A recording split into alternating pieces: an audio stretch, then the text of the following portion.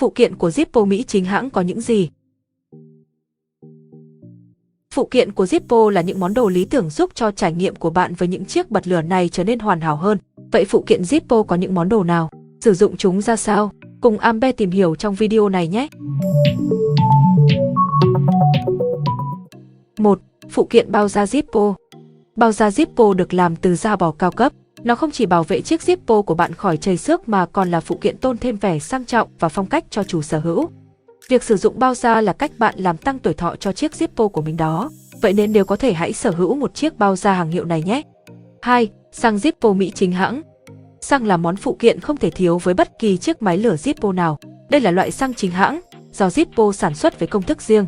Nó phù hợp với bật lửa Zip nên đảm bảo an toàn khi sử dụng. Xăng Zippo Mỹ là loại xăng thơm, không tạo khói màu. Nó không chứa bất kỳ tạp chất gây hại nào nên đảm bảo an toàn cho người sử dụng. Ngoài ra, bạn có thể sử dụng loại xăng này cho mọi chiếc bật lửa chạy bằng xăng. 3. Phụ kiện của Zippo, bình xăng di động. Bình xăng di động phù hợp với những bạn đam mê với Zippo nhưng hay phải di chuyển nhiều nơi. Đây là phụ kiện có kích thước khá nhỏ, dùng để đựng xăng phòng khi chiếc Zippo của bạn hết xăng.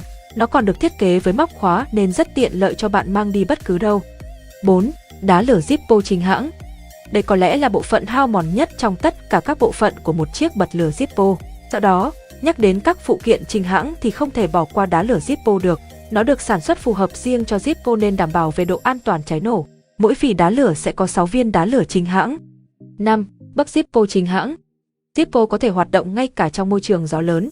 Chính là nhờ vào món phụ kiện này, bấc Zippo có tác dụng chống gió, không gây hao xăng và đảm bảo độ cháy của lửa. Nếu có thể thì bạn nên thay bấc chính hãng để bật lửa hoạt động tốt nhất. Như vậy, một số phụ kiện không nhất thiết phải có khi bạn mua bật lửa Zippo. Tuy nhiên, để có những trải nghiệm tuyệt vời nhất thì bạn nên sở hữu những món phụ kiện này. Và nếu bạn muốn mua phụ kiện của Zippo chính hãng thì có thể liên hệ với Amber. Chúng mình sẽ tư vấn và giúp bạn tìm được món đồ phù hợp nhất. Cảm ơn bạn đã xem video trên kênh Amber.